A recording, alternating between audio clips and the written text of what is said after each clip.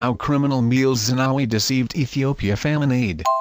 By Martin Plot, Africa Editor, BBC World Service News. The BBC has evidence that millions of dollars, earmarked for victims of the Ethiopian famine of 1984-85, went to buy weapons.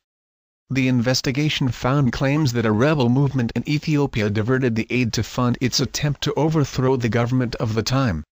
Rebel soldiers said they posed as merchants as a trick for the NGOs.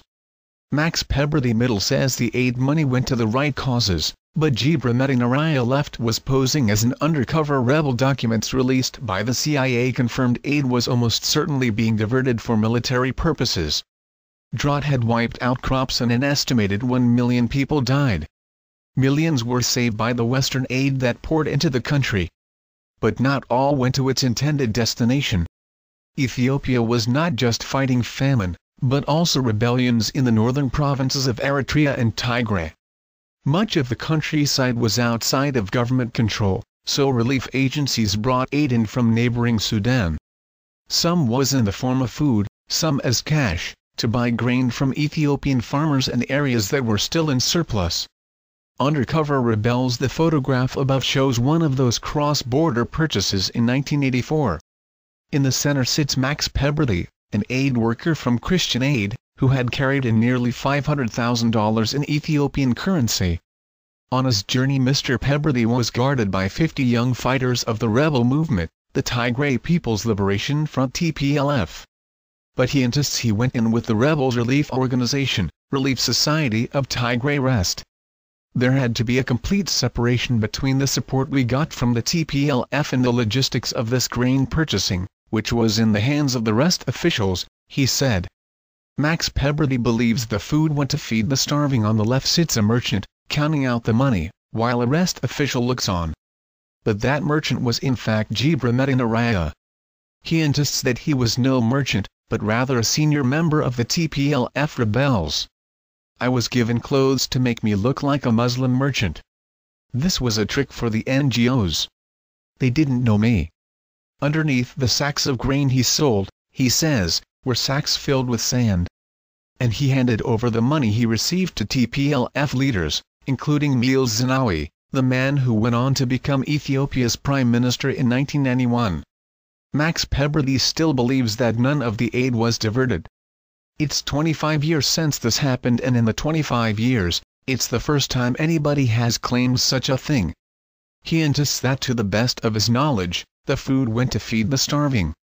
Mr. Jibra Medin's version of events is supported by the former commander of the TPLF's army, Arigawi Burh. Now living in exile in a Dutch town, he says the rebels put on what he describes as a drama to get the money. The aid workers were fooled, he says.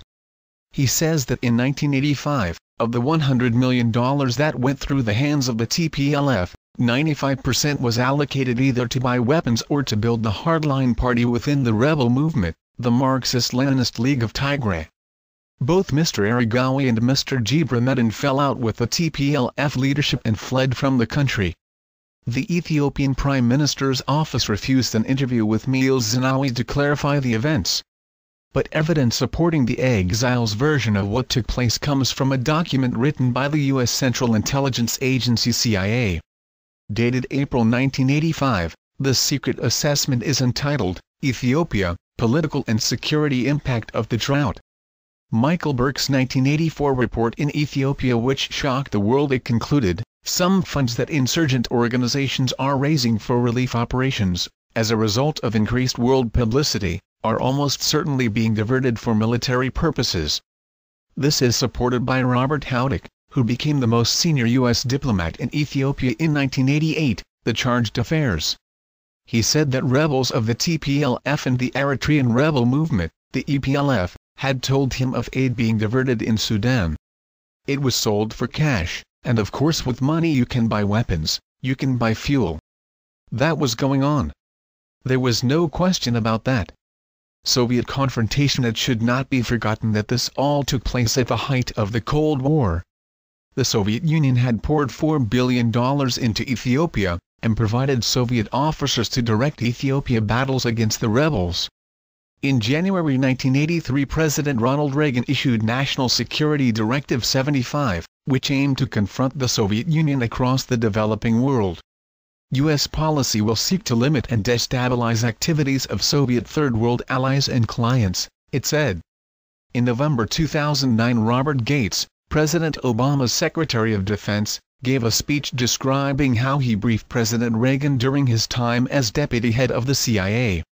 He said that the president's approach was to impose ever stiffer costs on the Soviet Union for its Third World adventurism. And he includes Ethiopia among the states like Nicaragua and Afghanistan in which, as he puts it, Soviet surrogates soon faced their own lethal insurgencies. Mr. Gates was unwilling to expand on just how the U.S. backed the Ethiopian insurgents, but since there were only a limited number of rebel movements, the suggestion cannot be ruled out that the CIA not only knew about, but supported, the diversion of aid funds to the TPLF.